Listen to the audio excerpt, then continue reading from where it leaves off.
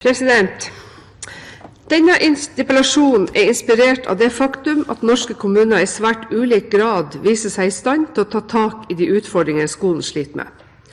Kunnskapsløftet er et løfte til alle elever om at samfunnet skal legge til rette for at ulike elever skal gis like muligheter i skolen. Vektlegging av grunnleggende ferdigheter er selve bunnplanken i den nye skolereformen, samtidig som det understrekes at reformen skal lede til en langt mer systematisk kvalitetsoppfølging i skolen av hensyn til elevene. Det er viktig at endringer i skolen bygger på kunnskap, og det er positivt at norsk utdanningsforskning nå begynner å få et volum som gir grunnlag for kvalifiserte råd til myndighetene når nye veivalg må gjøres. Vi vet etter hvert mye om hva som virker, og hva som ikke virker.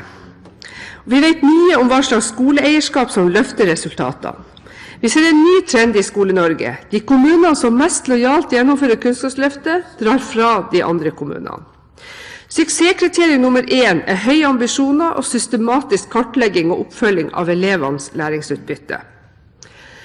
På et seminar om utdanningsforskning nylig understreket også forskerne selv at Norge har tatt lange steg i riktig retning når det gjelder bredde og mengde i skoleforskning.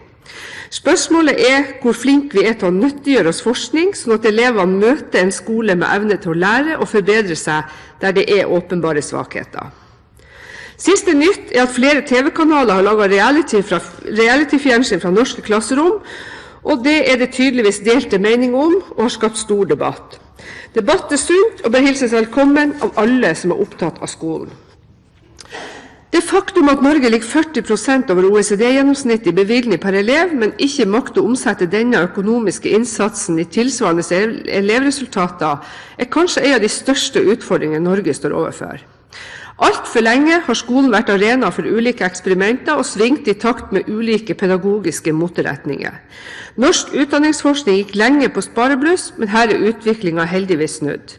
Det nye forskningsprogrammet Utdanning 2020 i regi av Norges forskningsråd bærer dessuten bud om at skole- og utdanningsforskning fortsatt skal ha høy prioritet. Men det er et paradoks at vi ifølge forskerne fortsatt vet mer om det som ikke virker, enn det som virker i møte med skolens hverdagsutfordringer. Langs den norske skoleveien finner vi i dag en rekke varseltrekanter. Norske elever presterer fortsatt for dårlig sammenlignet med sine jevnaldrende i land vi kan sammenligne oss med, og de møtes med lave forventninger. Skolen plages av tidstyveri og bruker tid på mye annet enn kunnskap. Alt for mange elever opplever mobbing på skolen. Skoleledelse har ikke hatt fokus, og skoleeierne er ikke nok på ballen. Og tilsyn gjennomføres, men følges ikke opp, og får sjelden konsekvenser. Høyre har ved flere anledninger advart mot en utvikling i retning av A- og B-skoler, og på seminaret i Norges forskningsråd opplevde jeg at forskerne langt på vei er enige med oss.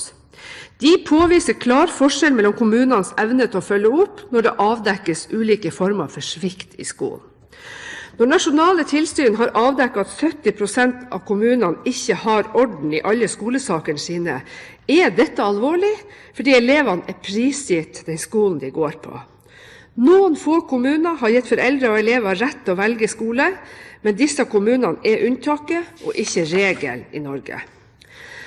Når resultatet av de nasjonale prøvene nå avslører at store kommuner systematisk har bedre elevresultater enn små kommuner, og at dette gapet ser ut til å øke, er det funn nasjonale myndigheter ikke kan forholde seg likegyldig til. Utdanningsdirektoratet er bekymret, og det er kanskje også statsråden bekymret. I en gjennomgang av internasjonale undersøkelser som inkluderer norsk skole, oppsummerte altså SSB sist høst at hovedforklaringen på sviktende elevprestasjoner synes å være lavt læringstrykk og svak vurderingskultur i norsk skole. Aftenposten hadde tidligere denne uka en sak om Jan skole i Oslo som er mestere i lesing. Hemmeligheten bak lesesuksessen er antagelig så enkel at elevene er møtt med høyere forventninger fra lærere, rektor og kommune. Skolen har samarbeidet tett med foreldrene og hatt dem som nære allierte for å pushe elevene til å lese mer, ikke for å plage dem, men for å hjelpe dem, fordi lesing er nøkkelen til å beherske alle andre fag. Rektoren forteller at skolen har satset bevisst og tungt på lesing som grunnkunnskap de siste årene, og ikke uventet at dette har gitt resultat også i andre fag enn norsk. 10-årige Ninni Weiser Eide fra klasse 5S sa det jo så godt. Av og til blir det slitsomt, men når vi ser hvor gode resultater vi får, så blir vi jo glad for at vi gjorde det. Kunnskap kan ikke stoppes inn i hodene til elevene. Skal kunnskap ha verdi, må den bearbeides og forstås for å kunne anvendes i andre situasjoner. Det synes åpenbart at norske elever bør jobbe mer og ikke mindre. Da er ikke tida inne til å avskaffe lekser, men jeg er enig med dem som sier at lekser elevene ikke har forutsetning for å mestre, og lekser som ikke gjennomgås av lærer etterpå, er meningsløst og sannsynligvis virker mot sin hensikt. Nasjonale prøver er innført for å kunne etterprøve elevenes utvikling på helt sentrale fagområder. Oslo-skolen høster nå stadig bedre resultater, og jeg er overbevist om at det er nær sammenheng mellom den positive utviklingen og kommunens klart avtalte ambisjoner på skolens vegne, og kommunens svært systematiske oppfølging av skoler, lærere og enkeltelever når det ikke går sånn som man hadde håpet. Både byrådet og utdanningsdirektøren er tydelige på at skolen skal og må ha som ambisjon at alle elever, uavhengig av egen og foreldres bakgrunn, skal gi samme mulighet til å lykkes i Oslo-skolen. Dette påvirker også kommunens ressurstildeling. Det blir et stadig tydeligere bilde av at kommuner og skoler som har tatt resultatene fra nasjonale prøver systematisk i bruk, også høster bedre resultater i neste runde. I Aftenposten tirsdag 2. februar uttaler statssekretær Lisbeth Rugtvedt at skoler må få hjelp til å følge opp dårlige resultater. Videre at kommunene nå blir pålagt å følge med på skoleresultatene. Rugtvedt viser også til at alle kommuner skal lage kvalitetsrapport som skal behandles av kommunestyrene. Det kan bidra til at flere kommuner gjør det som gir suksess, nemlig å følge opp resultatene, sier statssekretæren. Dette er nye toner fra regjeringen, som Høyre hilser velkommen. Men hva betyr det at kommunene skal følge med på skoleresultatene? Og hvordan skal departementet faktisk forsikre seg om at kommunene gjør noe med dårlige resultater? Og hvorfor har ikke departementet en uttalt strategi for hvordan man vil forholde seg til kommuner som ikke tar skolen tilstrekkelig på alvor? Tidligere denne uka hadde jeg en samtale med en rektor i en kommune i det fylket som jeg kommer fra. Der hadde man gjort seg noen betraktninger knyttet til at lokalpolitikerne hadde fått seg forelagt gjennomsnittsresultatet av de nasjonale prøvene for den kommunen. Men hva slags skole og hva slags kommune kan styre etter gjennomsnittsresultater som kan dekke over store interne forskjeller?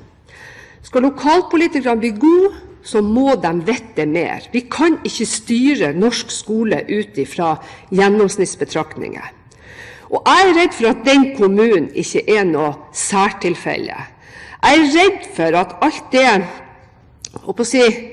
nesten hysteriet som er skapt rundt det her med at man ikke skal offentliggjøre resultater, faktisk gjør at mange kommuner ikke greier å gi sine skolepolitikere god nok informasjon og et godt nok beslutningsgrunnlag, så at de kan gjøre sin jobb så godt som de overhodet burde gjøre.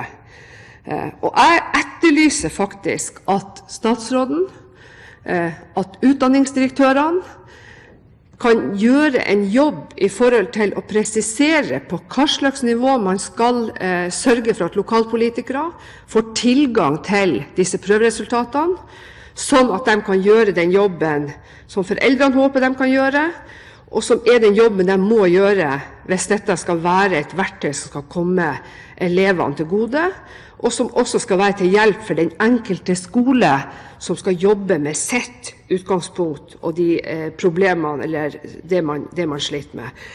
Så jeg føler altså at det regimet som er skapt rundt nasjonale prøver, måten det skal offentliggjøres på, koder og så videre for å få tilgang, faktisk nå er i ferd med å bli et drawback og en ulempe for skolen, på den måten at man ikke får det beslutningsgrunnlaget og ikke får den opplyste debatten i skoleutvalgene, i kommunestyrene, som er helt nødvendig hvis vi skal greie å løfte resultatene, ikke bare i kommuner, men også på enkeltskole og på enkeltklassenivå.